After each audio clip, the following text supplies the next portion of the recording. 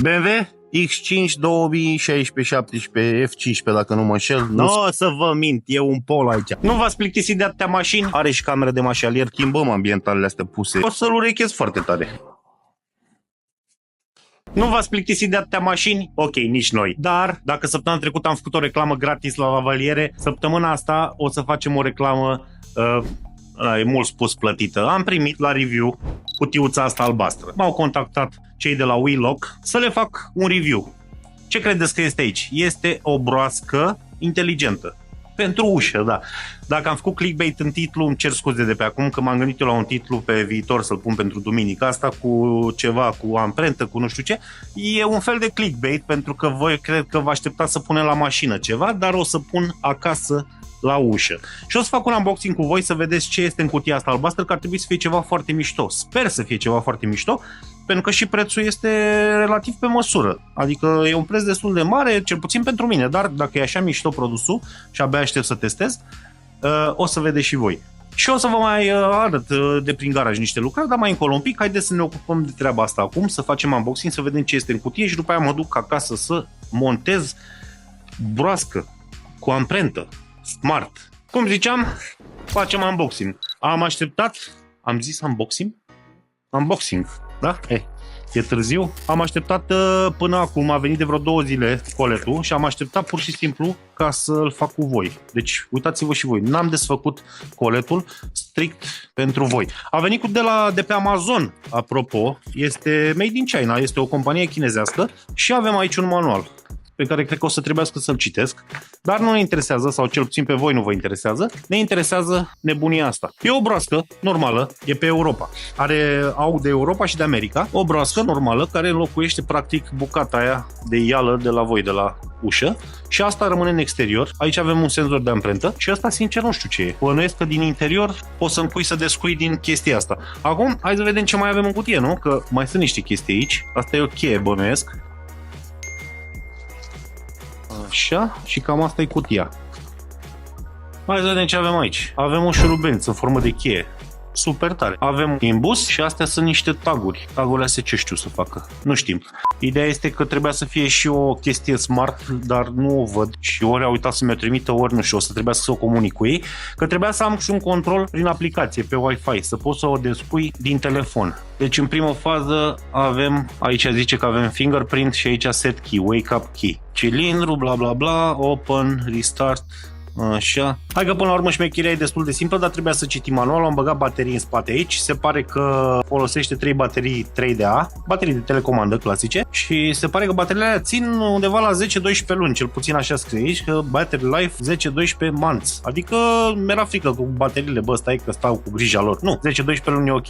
Ideea e în felul următor. Cum funcționează ăsta? Partea din exterior, partea din interior. Asughița înainte. Asta e partea din interior care bănuiesc că funcționează absolut tot timpul și exact asta se întâmplă. Asta e partea din exterior care, dacă vedeți acum, nu mișcă. Practic merge în gol. E acasă, vrei să descui ușa. Apeși odată pe buton, ai pus amprenta, s-a deblocat. Și acum se învârte cu totul. Lași un pic așa, a decuplat, gata, nu mai funcționează. Acum dacă punem aici, de exemplu, amprenta, nu funcționează. Mai e o variantă. Avem 3 taguri. Să zicem că amprenta nu-ți place cu ea. Am dat cu tagul și s-a deblocat ușa. Acum sunt curios dacă merge fără să apăs pe set. Stai. Ok. A decuplat. Da, deci nu merge aleatoriu, trebuie să apeși pe buton și ai descuiat ușa. Mergem să o instalăm, o să filmez cum o instalez, nu e foarte mare complicăreală, m-am uitat în manual și după aia o să vorbim un pic să vedem cât de ok este și să vedem ce face aplicația, că am văzut că are și o aplicație. Sunt și niște variante de, în caz că rămâi fără baterii sau alte nebunii din astea, există variante de deblocare manuală. Și o să vorbim și de alea după aia, după ce o instalez și mă joc și un pic cu ea.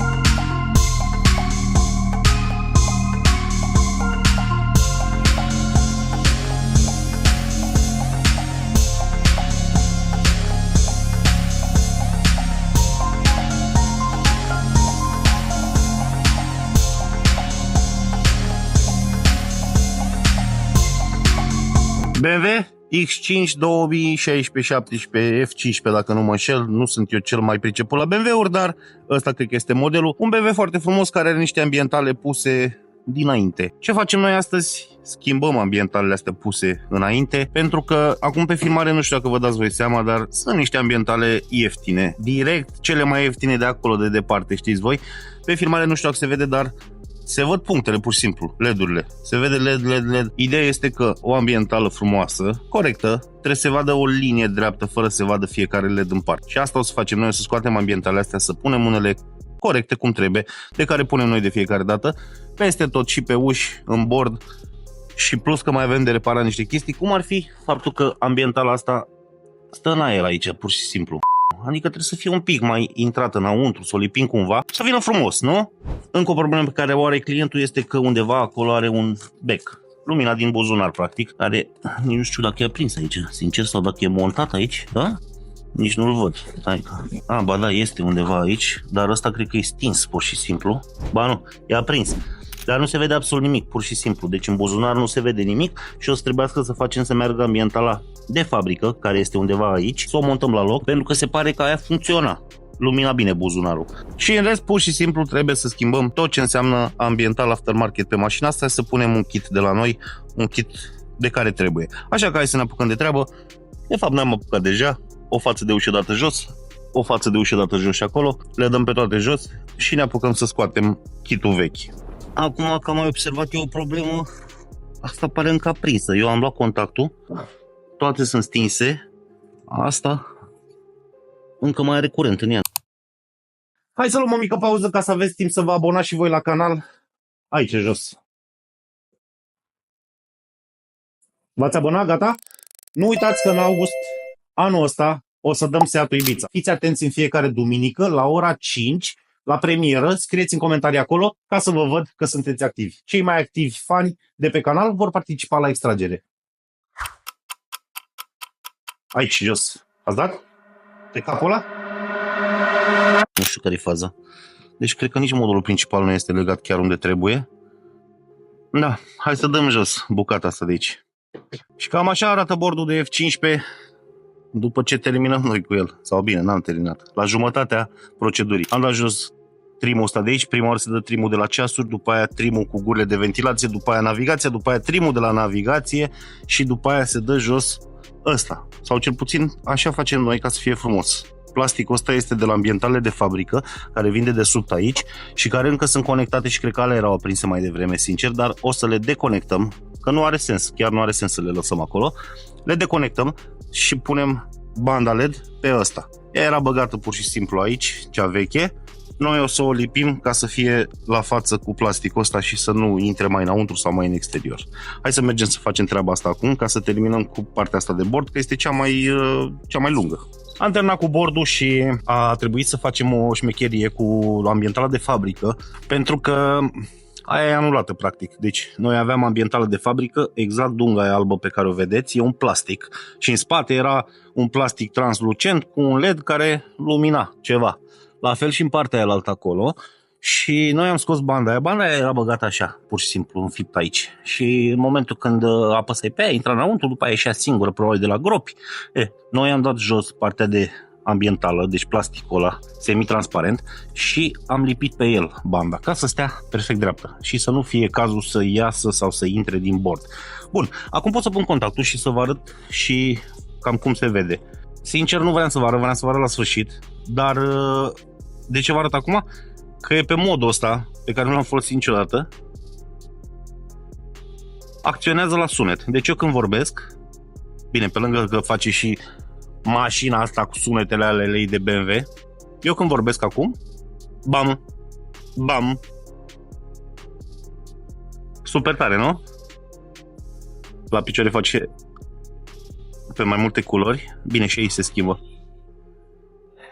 Se schimbă singur, verde, albastru, nu știu în funcție de ce. Ăla din partea aia de acolo trebuie făcută mai multă gălăgie și ăla face la fel.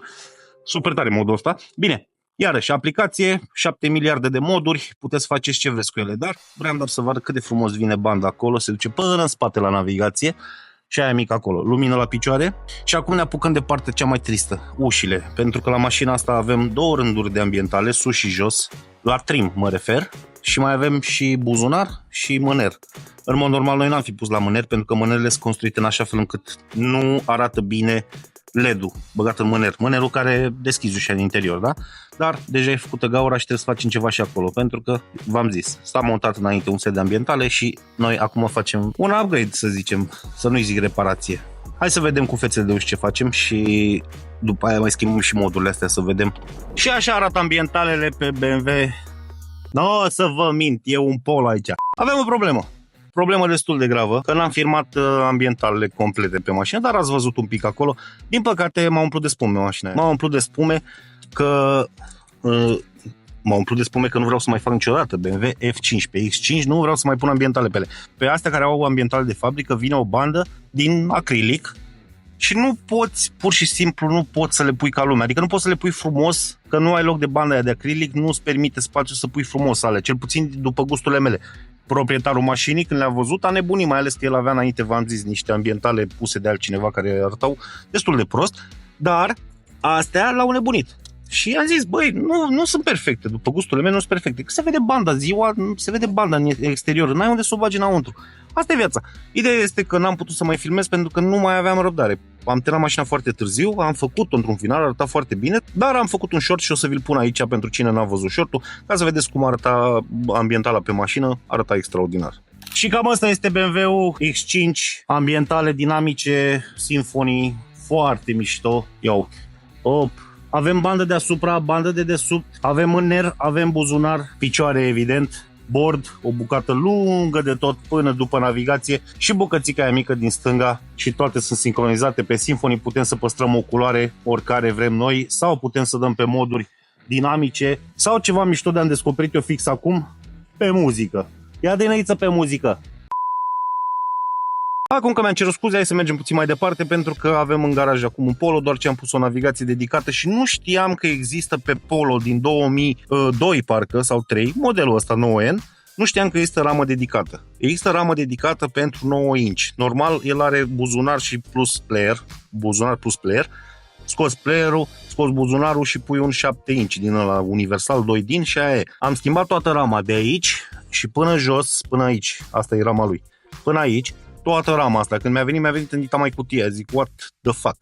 Se schimbă ăsta, grilele, m-a venit și cu alte grile din dezmembrări, care lui lipseau câteva, i-am pus grile, foarte mișto se schimbă, trebuie să spargi plasticul și să topești alt plastic, deci n-au șuruburi, n-au cleme, n-au nimic, plastic topit, frate, m-a spart și asta. Rămâne buzunarul ăsta, se pune la loc, se schimbă butoanele care le are sus undeva aici, nu mai în cap și se mută aici, are loc doar de 2 butoane, dacă mașina are mai multe opțiuni, e puțin mai nașpa, dar asta avea doar avarii și dezaburire și astea sunt butoanele originale, intră perfect acolo, a trebuit să le lipim un pic în spate pentru că chinezul cu neamțul nu s-au înțeles foarte bine la clearance-uri, la... Da, ok, bun, și am venit cu TI-ul ăsta CC3L, 4 GB cu 64, are și 4G, are și cameră de mașalier care este pornită tot timpul, pentru cine n-a mai văzut navigațiile astea la TIS și care funcționează și când o băgăm în mașalier. Așa. Bun. Și am montat și un DVR. Tot de la noi de aici, de la TIS, dar trebuie să-l instalăm în primul rând. Hai să vă arăt și cum se instalează, că el are pe el. Unde e? Da, sunt învățat cu alelalte ce am mai montat noi, care trebuia să instalăm o aplicație pe care trebuia să instalăm o aplicație sau cu care trebuia să instalăm o aplicație. Astea sunt de la TIS, DVR-ul de la TIS, navigația de la TIS, așa că intră în aplicația originală de DVR. Acum e murdar geamul, din păcate, pe exterior. Ia uitați-vă ce pe geam. Și nu se vede exact cum aș vrea să vă arăt. Este 1080p. Puteți să-i pune în card să înregistreze evident trafic și are și ADAS. Driving, Marking, Sound, Early Warning Sound. Ne anunță când avem o mașină în față, face niște sunete, face practic ce face un Distronic, dar aftermarket. Și încă o dată calitatea este extraordinară. Deci 1080p, Full HD, o cameră de trafic bombă. Mai ales că nu se conectează la brichete sau la alte nebunii, se conectează la USB și este alimentată de USB. Când merge navigația, merge și camera, captează traficul și din câte știu eu parcă face și parking, dar nu mai știu exact. Da, ea funcționează și are gravity sensor în momentul când se mișcă mașina sau când are un șoc, evident înregistrează. V-am arătat și polul ăsta pentru că e o săptămână, iarăși, destul de aglomerată. Am avut un Golf 6 ieri, ăla nu l-am mai filmat pentru că ne-am mișcat repede, că erau băieții aici, au stat cu noi. Polul ăsta astăzi, BMW-ul luni și deja mai puțin se termină săptămâna și nu avem timp și de proiectele noastre, nebuniile noastre, să facem vloguri din alea cum vă place vouă, numai cu proiecte, cu seaturi, cu așa. Așa că ăsta o să fie un vlog mai cu de toate și, sincer, nu știu ce urmează după ce întrerup cadrul ăsta, așa că hai să mergem mai departe. Înainte să încheiem clipul ăsta, dacă tot îi fac cablurile astea lui Azi, îi fac un kit de cabluri pentru două amplificatoare, cabluri de alimentare, cu plus, cu minusuri, pentru distribuitor, tot ce trebuie, cu capete de tub, pentru că m-a sunat de atâtea ori și mi-a zis de atâtea ori toate prostiile pe care le-a făcut acolo și am zis, bă, lasă-mă să-ți fac eu un kit de cablu, să-ți instalez o dată muzica, să fie totul ok. Și dacă tot facem asta, am zis să vă arăt cum se pune un papuc pe un cablu de 25, cred că avem aici, cablu de sudură, da, 25 de milimetri pătrați, ia uitați-vă, 1 25 mm pătrați secțiune, da? Cum se pune un papuc pe acest cablu. Și aici avem papucul, 25 cu gaură de 10, ăsta este un cablu de minus. Toată lumea, bine, acum bănuiesc că mulți știți, dar mulți dintre voi ar face ceva de genul ăsta. Tăiem aici niște cauciuc din ăsta de pe cablu, niște protecție. Îi dăm la o parte cauciucul și după aia băgăm papucul de 25. Papuc de 25 pentru acest cablu, da? Ce facem cu astea? Le tăiem, nu? Nu. Hai să vă arăt cum se face de fapt. În primul rând măsurăm să vedem cât intră înăuntru. Tăiem un pic de cauciuc. Acum, ca să nu stricăm toată... De fapt, nu. Hai să tăiem de tot. O luăm practic de la 0, da? Deci avem protecția până sus. Ne uităm să vedem cât intră. Avem până la 1 aici. Luăm cleștele sau un cutter.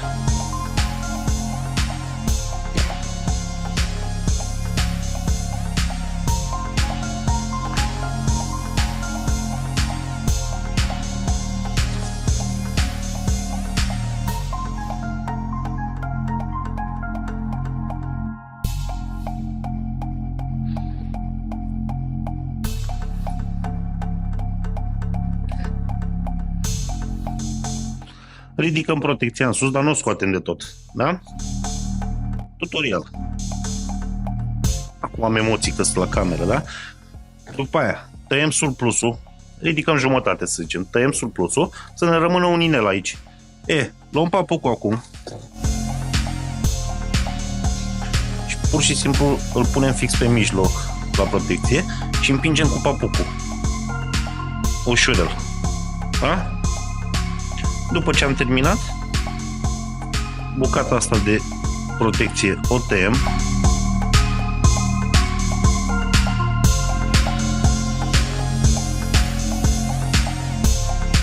Stau și ciudat în poziția asta ca să vedeți și ce filmez.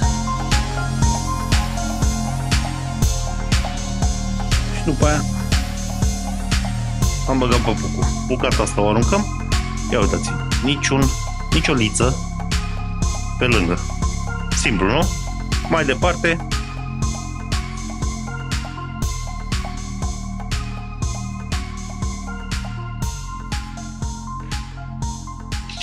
punem pe cleștele de setizat adaptorii de 25, asta e 35, 25. Acum trebuie să am eu o poziție mai ciudată. Stați un pic așa.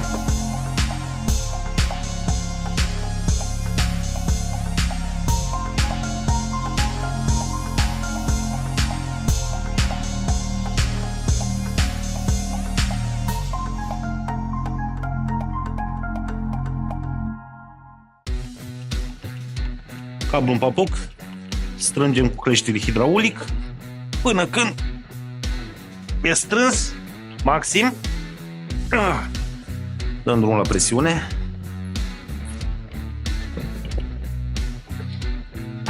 Și avem un papuc de 25. Mie îmi place înainte să pun un termo, să-i dau niște izoleri ca să-l îndrept un pic aici. Să arate mai bine. Și, da, și izolează frumos. Așa.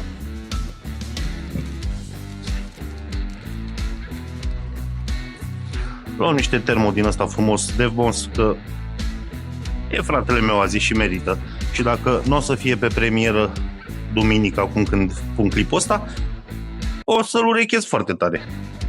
Așa că țineți cont. Dacă cumva nu e azi acum aici, să țineți minte că cu prima ocazie o să le iau de urechi.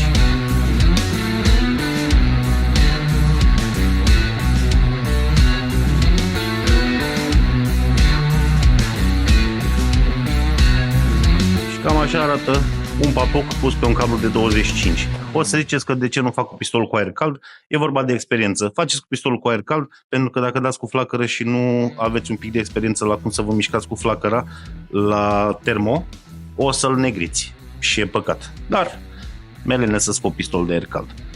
Hai să mergem mai departe să vi le arăt la sfârșit pe toate cum arată. Ia uite azi ce ți-a făcut tata aici. Când visa vreodată mașina aia ta să aibă așa kit de cabluri frumos? Avem aici siguranță soclu de la Aura 150. Avem cablu, ăsta ce este? Ăsta este un minus de 25. Care e setup-ul?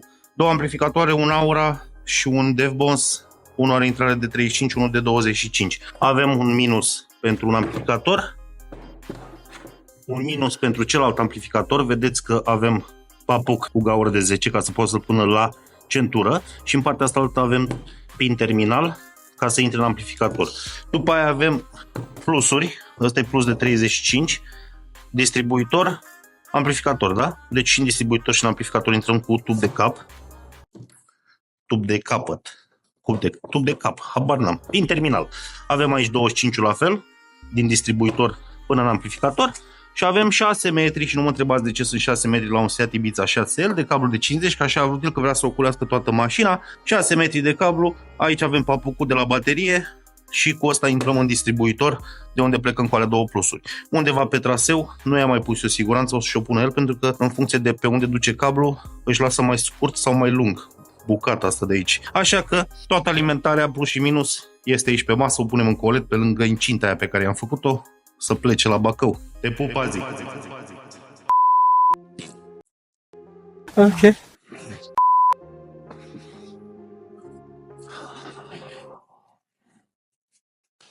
În încheiere, acum că am terminat cu tot ce v-am povestit eu acolo, pot să vă zic câte ceva despre acea broască inteligentă, smart, cu amprentă, foarte mișto. Clipul ăsta practic a fost făcut pentru ei ca un review și ăsta o să fie review acum.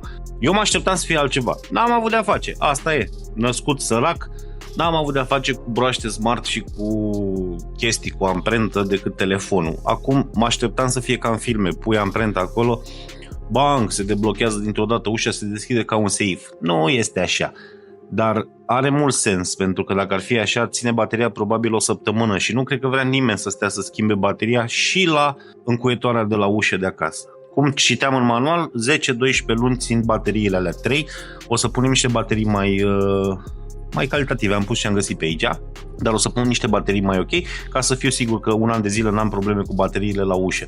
Ideea este că în momentul când pui amprenta, practic cuplează ceva. În momentul când pui amprenta ca să descui, de exemplu, se cuplează un fel de ambreiaj și atunci în momentul ăla când învăț de mânerul ăla pe care pui amprenta, e cuplat și poți să descui. Și descui o dată, de 2 ori, de 3 ori. Sau de câte ori ai încuiat.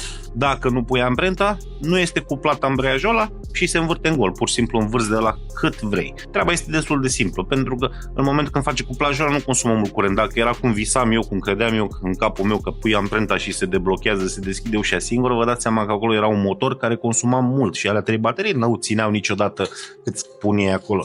Dar având în vedere că este ceva atât de simplu și din ce am observat eu când am montat-o, practic e un USB-C în broasca propriu-zisă aia care stă în ușă, e un USB-C acolo și face ceva. Destul de simplu și rudimentar, dar foarte mișto, pentru că ai și amprentă, ai și tagurile alea, ai până la 20 de taguri și nu știu câte amprente, deci poți să pui amprente cui vrei tu, oricine vine la tine pune amprenta și intră. Nu și-a înregistrat amprenta, nu are nicio șansă, pentru că o amprentă de administrator e necesară la început, am înregistrat o amprentă administrator și ca să bagi altă amprentă, îți trebuie amprenta de administrator. Deci nu poate să vină oricine să pună amprenta acolo să vă intre în casă, de exemplu, din ce am observat eu. Iarăși și cu tagurile la fel. Dacă pierzi tagul, poate cineva să-ți descuie ușa cu tagul, dar e valabil și cu cheia, adică nu e ceva nou. Și cheia, dacă o pierzi, poate să-ți intre cineva în casă, nu? Deci, per total, review-ul meu, foarte mișto invenția aia, pentru că nu mai stai să umbli cu cheia după tine. Amprentă, deschis ușa. Ții tagul de rezervă în buzunar în caz că amprenta, nu știu, te-ai tăiat la dege și nu merge amprenta. Dar suntem în 2025 și totuși telefoanele ați văzut că deblochează în orice situație și aproape și când ești ud pe mâini. Deci tehnologia este destul de avansată și nu cred că există o problemă. Plus că mai e o chestie, dar nu mi-au trimis-o. Trebuia să-mi trimită și un Wi-Fi box sau cutiuță care o ții în casă conectată la Wi-Fi și poți să descui pur și simplu din telefon, din aplicație, de oriunde. Descui din telefon și atunci ea se cuplează și poți să desfaci, să învârți de ea să deschizi ușa. Deci există variante. Și mai e încă o variantă, că v-am zis că există niște variante din astea de rezervă. Mai e o variantă cu USB. Are un USB acolo, când dai cauciucul la jos unde schimbi bateriile, are un USB-C și pui mi se pare pe un hard, n-am citit încă manualul sincer, dar există o variantă, pui ceva și pur și simplu o cuplează manual. Chiar dacă, nu știu, rămâne fără baterie sau e o problemă cu mecanismul, totul se face manual. Când bagi în USB-ul ăla, practic trece prin tot circuitul ăla, se duce direct în broască și atunci ceva se întâmplă acolo. E o cheie de siguranță, arăta în manual acolo pe un hard că este stocată și mă rog. Bun, hai să nu vă mai țin mult de vorbă, foarte mișto broasca, chiar am montat-o, chiar o recomand, sincer, dacă vă plac chestiile smart așa și vreți să fie totul automatizat. Eu mi-aș pune și tagul ăla de la interfon. Am încercat odată mai de mult să-l pun cumva pe telefon, în husă sau pe spatele husei, ca să nu mai stau să scot cheile de fiecare dată când ajung acasă. Își vrea să pun telefonul acolo, amprenta acolo și să intru în casă. Mie îmi place să fie viața simplă, așa că vă recomand o broască de genul ăsta. O să pun link-ul către ea în descriere la clip. Și astea fiind spuse, o săptămână grea a trecut. Ne vedem săptămâna viitoare. Nu uitați să dați un like. Dacă nu ești abonat, cred că este momentul oportun să faci un pas mare și să dai click pe butonul de subscribe sau abonare, pentru că doar 30% dintre cei care se uită la clipurile astea sunt abonați, restul de 70%, de ce? Nu? Click, nu costă absolut nimic, este gratis. Și am uitat să vă zic ceva foarte important. Vă mulțumesc foarte mult celor care sunteți alături de mine, care ați dat pe butonul de subscribe, pentru că ne-am strâns 23.000 de abonați. N-am muncit degeaba în toți anii ăștia ca să creștem canalul ăsta și să facem un canal, nu zicem un canal foarte mișto despre și cu mașini. Ne vedem data viitoare, baftă duloilor!